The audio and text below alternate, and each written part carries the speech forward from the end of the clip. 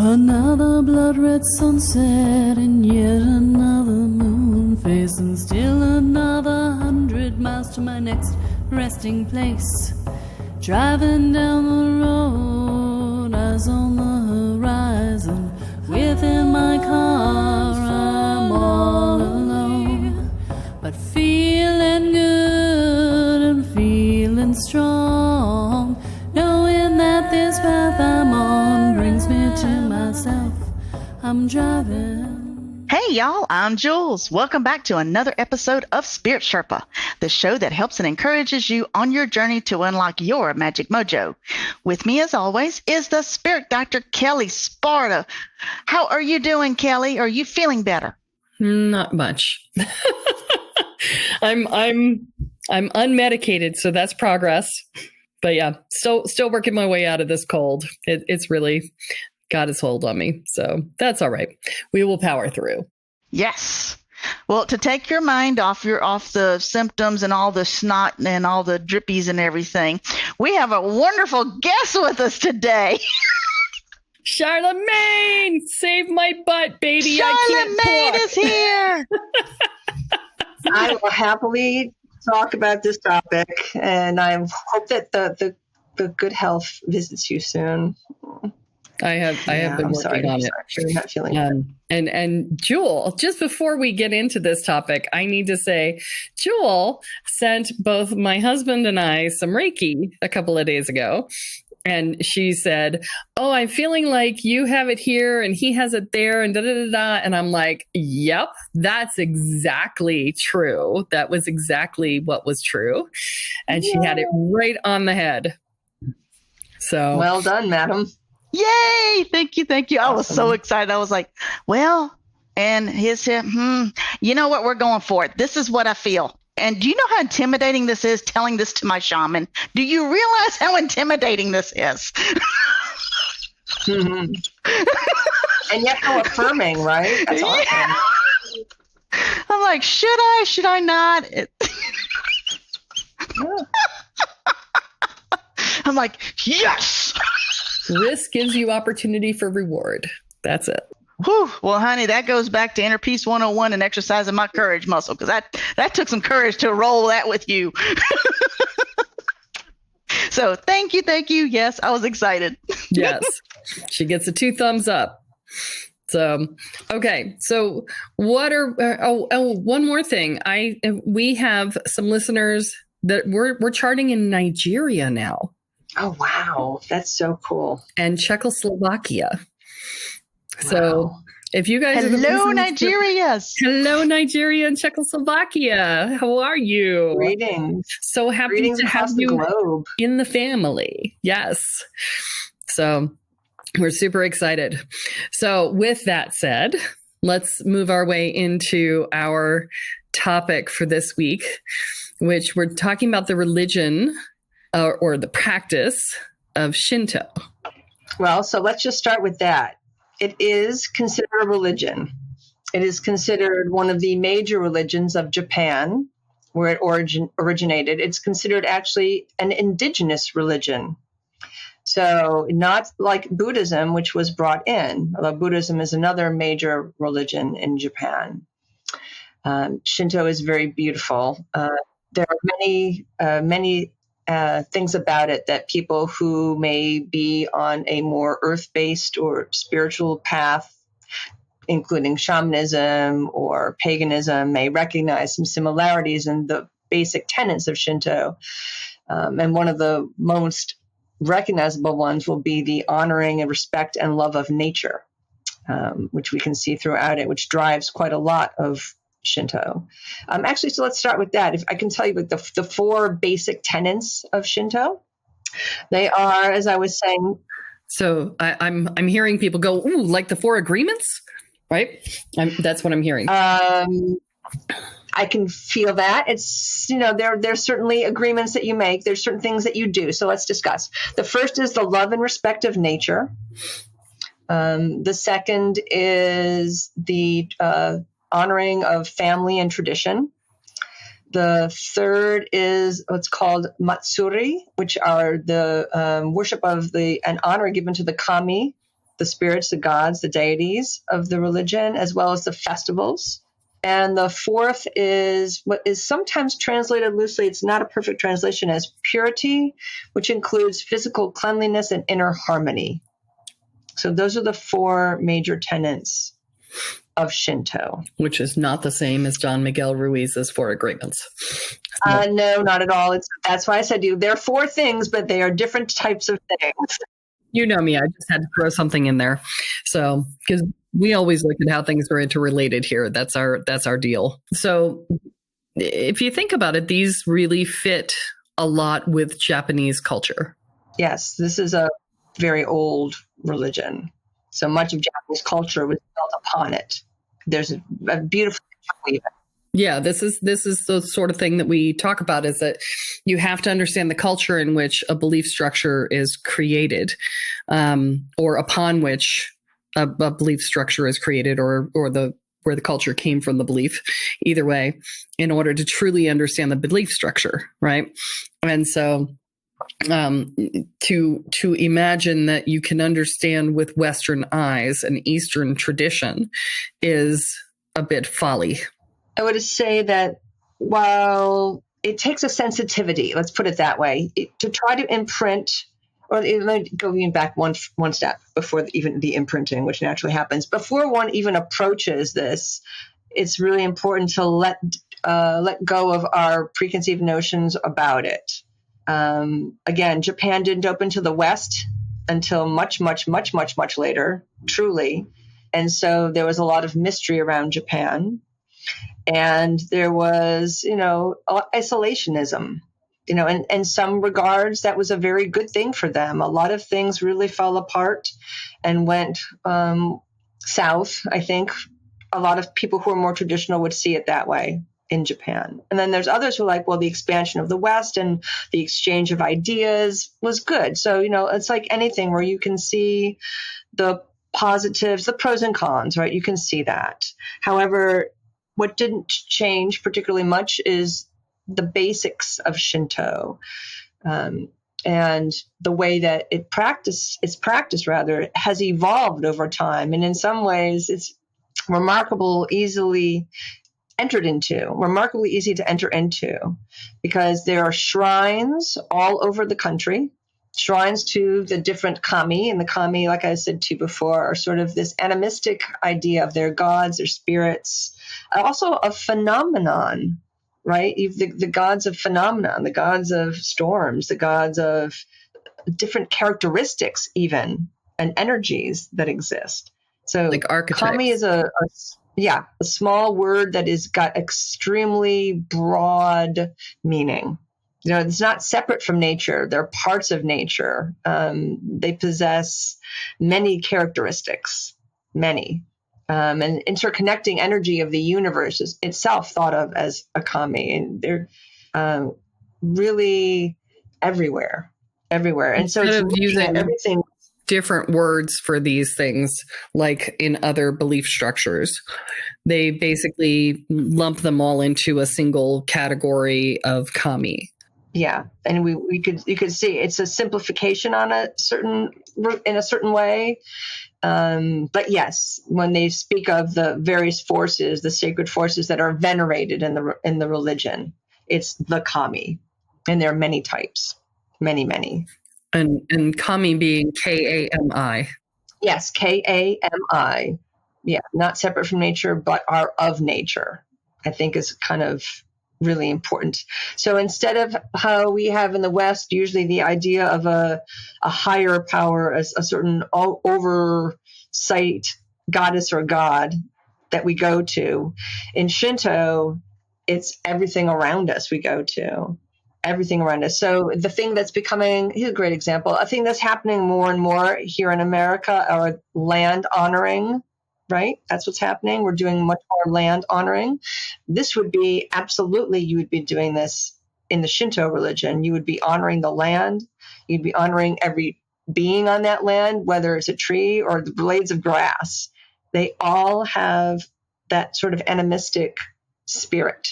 Well, and the interesting thing about assigning them all the same name is that it makes it impossible to make them hierarchical. On a certain level, yes. And then there's, of course, one thing that it's funny, like with everything, there's an exception. So their sun goddess, Amaterasu, Omikami, the overkami, the chief deity of Shinto, which I like to point out is a goddess. It's a sun goddess, Amaterasu. So many people sort of have this interesting preconception about Japan being this, they see the samurai in this very male dominant culture, they believe, but in truth, there's a lot more balance. There's a lot of very feminine interweaving, the yin and the yang, which is not I shouldn't use that because that's really not true to Japan, that they wouldn't even really say it that way. But we would see that the flow of the masculine and the feminine, of the active and receptive qualities are very much in flow and very much everywhere and can shift, which is interesting too. Well, and it's interesting in the fact that the sun is a goddess in this tradition, as opposed to in most of the other traditions, it's a god. And it makes sense that the sun would be the overarching goddess or deity, because without the sun, everything else dies. So, that makes sense too from that perspective. So I'm wrapping my head around it as we're talking about it, because this is something I don't know anything about. So I am being the student in this scenario. So here we go.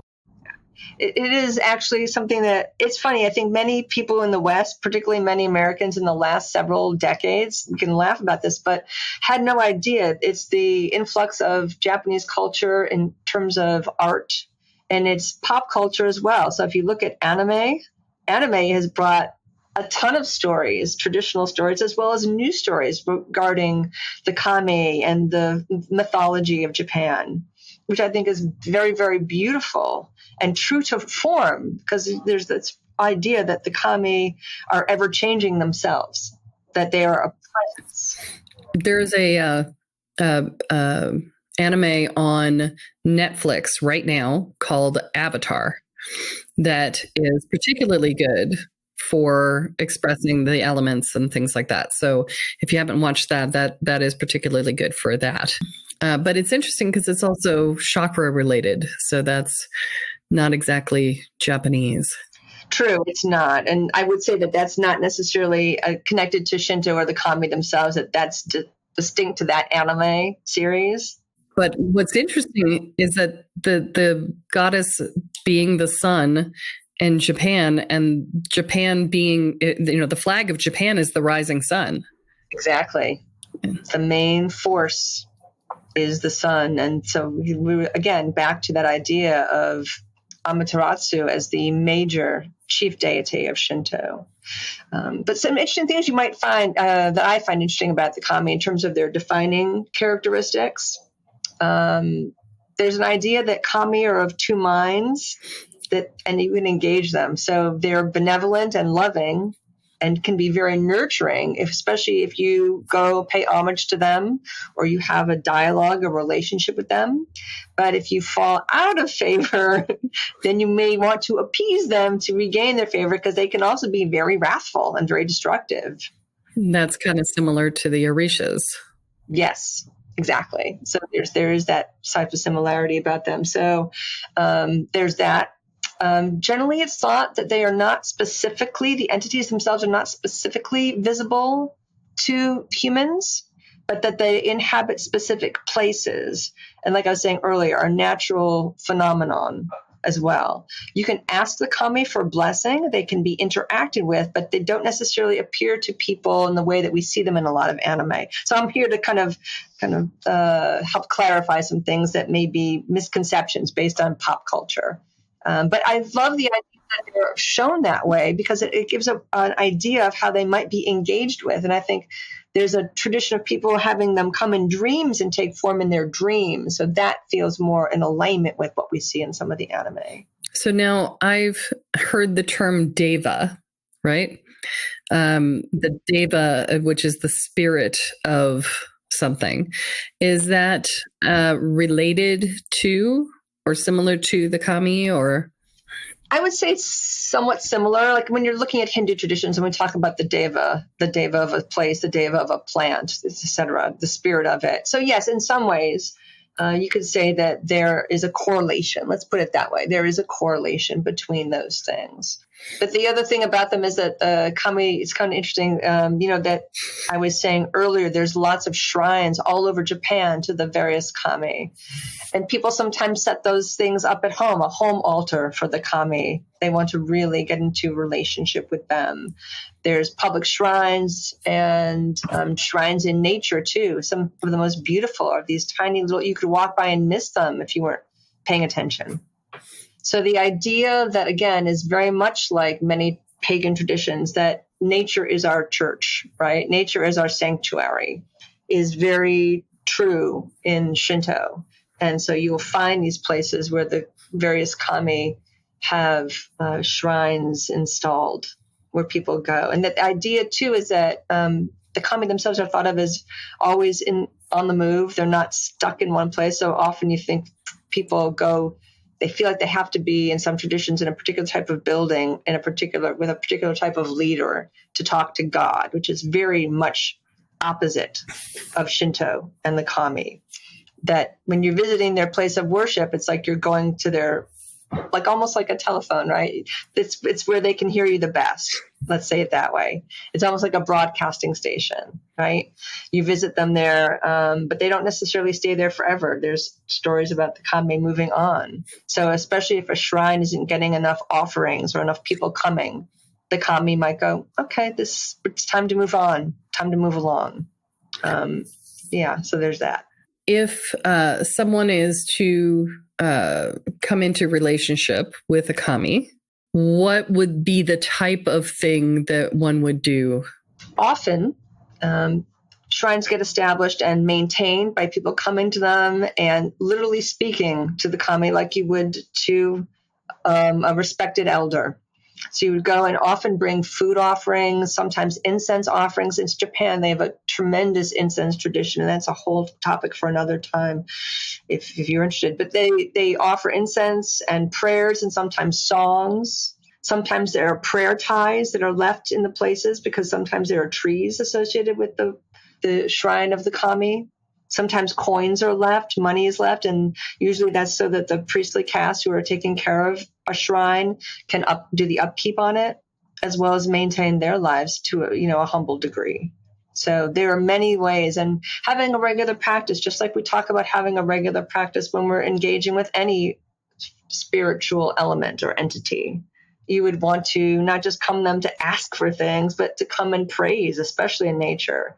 Perhaps if there's a shrine and it needs cleaning up. Maybe there's been a lot of trees have fallen. It's winter and a lot of trees have fallen or a lot of leaves have fallen in the autumn. You rake it, you honor them, you say thank you for this beautiful place. So it's, again, very both formal and informal. It becomes very personal for many people. So this is going to seem random, but it's not. So there's this guy on TikTok who is in the UK who is cleaning up his surrounding areas. He's pulling all the garbage out of all of the natural places. And he's taking months sometimes to clean up a particular area. And because he's doing it all by himself. And to me, that feels like it would be a dedication to a kami of an area. Would that be an accurate depiction? Yes, I think that's an excellent way to establish a relationship and to maintain it. Absolutely. I think about the kami of my eucalyptus grove, right? There's the kami of the trees themselves. There's the overarching kami of the grove, which encompasses all of the beings that live there, right? So it's a complex concept, and it's also a simple concept. There's an interesting idea that you raise a good point that the people have an obligation to keep the kami happy, right? But that kami also performs certain functions too, of keeping the place that they inhabit lively. And so it is a symbiotic relationship, which is very different than going to Western spiritual places, Judeo-Christian, where it's like, no, the idea is like we need to appease God, and if we're not doing the right thing, God isn't happy, and so therefore no one gets whatever it is that they want. So it's very, very different, where you're talking really about a symbiosis, and it feels very different in my experience. Yeah, so that would really reflect a lot of what I have been doing here in Panama since I moved here, in the idea of coming into relationship with the volcano Baru and my surroundings, and to really just being quiet and being still and feeling into the landscape and feeling into the environment and recognizing that it's not going to conform to me. I have to conform to it, right? I have to come into relationship with it. And it's not about making it into what I want it to be. It's about me finding my place in the harmony of it. Exactly. Yes. There is a very beautiful idea. Like I said before, harmony, being an inner harmony, is one of the tenets of Shinto. And so absolutely, that we are trying to find this beautiful connectivity and relationship with all of our surroundings. And like I said, it's not just nature, it's all other kinds of places. Like there's the idea that there's a kami of cities, but each city has a spirit. And I'm sure you've gone traveling and you know that. I'd certainly feel that, like the kami of the city I'm in versus the kami of other cities that I have lived in. Like that energy and how I relate to it and how it relates to me. Yeah. Well, and, people talk about New York City as being, New York and Paris. And, there are just cities where the kami of the city is already recognized. Whether the person recognizes the specific energies of it or not, we speak of them with a type of respect, because we know that there's a gravity to those places, that they have been revered, and that lots of things have happened there historically that have imbued them with these types of energies. So there's that too. Yeah. Yeah. As part of Shinto, you would say that there's a great mythology tradition in Shinto. What's also interesting about Shinto is that there's no founding book. Like, here's the thing that's kind of interesting. Like there's not the same kind of thing like the Bible. There is not that.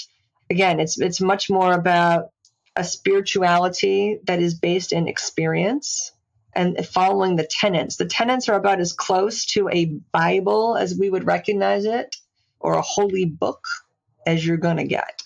And so it very much relies on each person finding what is essentially true and beautiful within themselves and within the world around them, and how they relate to it, which is, I think, quite beautiful. So, engaging the ideas of growth, change, development, again, inner harmony, honoring the family, honoring the community, honoring nature. And that becomes, to me, really makes a lot of sense. Well, and there's certainly less to argue about and to foist upon others. You bet. So what else do we need to know before we wrap up for the day? If you had time for one more thing. Yeah, one more thing. I guess this is sort of an East-West thing, and as well as a welcoming thing. I think that for people of the West, looking at Shinto can be very deep and beautiful as a subject, and that it as you were saying, and I think this is actually really an appropriate and good thing to end with. At a time when there's so much strife and division based on so many things, including religion, to be able to move through the world and see the beauty in all, inner and outer, is a great gift. And to be able to have ways of offering both praise and reciprocity is also powerful and a great place to engage spiritually. Okay. So I think the Kelleism for that is find your harmony. Yeah, inner and outer, find your harmony. Mm-hmm. This was wonderful. I was taking notes because I knew nothing about this. I didn't even know how to say the title of this thing. So I very much enjoyed this. Always enjoy learning. So thank you so much for that. This is definitely a spiritual path one, which we haven't done in like 3 years. So I'm glad we could add another one to that category that we started back in 2018. So that's really nice. And like I said, Shinto is so broad a topic, and there's good books on there about it out there in the world, and they can be found. And I would say also many cities have, and we certainly do here in San Francisco, and I know there used to be one in Boston, a Japanese cultural center. And I highly recommend visiting a Japanese cultural center. If nothing else, for just stepping in there and you're in an environment that is so peaceful. So again, the word harmonious, so beautiful that you immediately take a deep breath and you relax. I can't recommend it enough. Charlemagne, tell us something that you do, because I know you do a bunch of things, and we've talked about your astrology, and we talked about the cacao ceremony stuff. Let's talk about your custom herbal blends today, because you do a little bit of everything, and you're like the Jane of all trades, and who masters it all, And so let's talk about the custom herbal blends, because those are really quite amazing. And it's something that I really love to do. So I work with people on designing custom blends, both herbal blends for their homes, as both as enhancing just their lifestyle, and essential oils. So I'm an aromathist, and what is also referred to as a miraphor, which is a mistress of the oils. So I've been studying ancient uses of oils in ancient cultures, Egypt, Greece, Rome, India, all over the place. And I make blends for people based in both what their mental, emotional, physical, and psychic needs are. And I really specialize in making blends based on people's astrological charts and various types of transits that they may be experiencing or preparing to experience, so that they have something that they can, and I teach them anointing rituals for themselves. So they have something that helps them to feel very grounded and very embodied. Embodiment practice is so important, regardless of if we're in a time of great harmony, since we're on harmony, or if we're in a time of chaos. Having ways that we can do beautiful, simple caring for ourselves energetically, physically, emotionally can be so wonderful. And so I love to do that with people, because it becomes a real fun thing, because it's sensual, right? And the old brain, which is what's activated through our sense of smell, activates memory, activates dream. It's so powerful. It's really one of my favorite things to do. Thank you for asking about it. So basically, when somebody gets an oil from you, they're also getting a personalized ritual based in their own astrology to support them through whatever the next stage of their evolution is. So it's not just an oil. Right. It's not just, and the funny thing, and I'm glad you brought that up, because it doesn't always smell awesome. But in the way that we think of perfume, right? Perfume always smells, and also it's all aldehydes. And I only use, essential oils, and mostly organic essential oils, because anything that goes on your body gets into your blood. And that's a reality. So I'm very careful about sourcing. But yeah, sometimes something that we need to strengthen us may not smell like flowers. It may smell like strength. How does strength smell? Well, think about things that are strong. Think about trees. It may smell very woody. It may smell very earthy, right? So these are other ways that I work with these things to help people, even with something as simple as elemental imbalances. People who feel, since we're going with the earthing, for people who have a hard time focusing or feel ungrounded, I might make them an oil that's very earthy, as well as one that stimulates various aspects of the brain, as well as aspects of speech, if people need to communicate better. So there's a whole wide range of ways to utilize oils in this manner. And that's part of what being a miraphor is. It's me working with them to figure out how we can find something that will best suit what their needs are now or going forward. That could be, if you're looking for a practice in your life, then simply having a variety of these oils for different purposes that have been specifically formulated for you with a ritual attached to them is a way to, every morning you get up and you go, okay, what am I focusing on today? What do I need support in? Here's the piece that I do, and here's the ritual that goes along with it. And this is my daily practice, right? That alone could be a perfectly lovely daily practice. So if you're looking for a daily practice and some support in creating it, that could be a way to do that. Absolutely. And that's a really good way of putting it. And it's certainly a lot simpler and clearer than what I was going to say. So thank you for that. It's really, really true. Because I think about that, right? If you were to see, well, you've seen it, Kelly, but Jules never seen it. I have dozens and dozens of bottles, hundreds of bottles. I help you pack them. There's a lot. Okay, Jules hasn't seen it. I helped her pack. Jules hasn't seen it yet. Okay, we're just going to say Jules hasn't seen it yet. Right on. Yeah. She had an entire room covered in these oils. Yeah. That's called slumber party, and that's where Jules sleeping. In the good smelling room. Yes. So yeah, this is a great way to start a practice. So if that's what you're looking to put into your life, then, get in touch with Charlemagne and let her craft it for you, because she's a badass, and we know that. So, and it's never just one piece with her. You're always doing multiple pieces all at once. She's such a great seeker, which I think you guys know by now after all the episodes that she's been on talking about shit, so that she just knows, everything gets integrated in a unique way when you work with her. So, reach out. We'll have her contact information in the show notes, and you'll be able to reach out to her and talk to her about that. And thanks for being on the show again, Charlemagne. It's always great to have you here. Thank you so much for having me. It's delightful to be with you both. Thank you.